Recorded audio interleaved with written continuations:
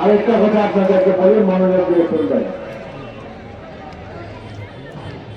কিছু কিছু লোক বিএনপির নেতা কর্মীদের বিরুদ্ধে গুজব করাচ্ছে, এরা অনেক টাকা পয়সা বানিয়ে ফেলেছে, এরকম কিছু তাকে লিখিতভাবে আমার কাছে অভিযোগ করে। আমি আপনাদেরকে আশ্বস্ত করতে পারি, আমার দলের কোন নেতা কোন রকমের দুর্নীতি করে, কারো জায়গা দখল করে, কারো কাছে অবৈধভাবে টাকা পয়সা যায়, তাকে মুহূর্তের মধ্যে দল থেকে বহিষ্কার করে দেবে।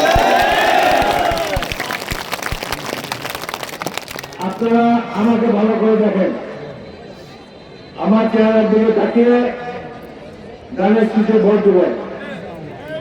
আপনাদের এখানে স্টেজে কারা বসে আছে, আমার দলের নামে কারা আছে এগুলো দেখার দরকার নাই।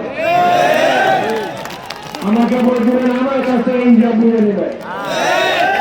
কোন লোক দুর্নীতি করে ভোটের পথে লাইনে আসবো। আপনারা যদি নির্বাচিত করেন, লালমোহন কোন ধরনের দুর্নীতি অপকর্ম করতে দেব না।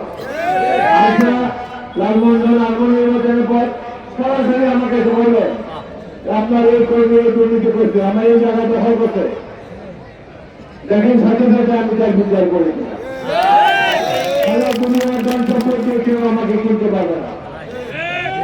এই যে 5টা কলেজ করেছে বাবা মার নামে, শিক্ষকে তো 5টা শিক্ষক নিয়োগ দিয়েছি, কেরানি, চাপরাশি, নাইটগার, এক একটা প্রতিষ্ঠানে কত লক্ষ চাকরি দিয়েছি, একটা পয়সা তার কাছে নিতে শুনেছেন কখনো?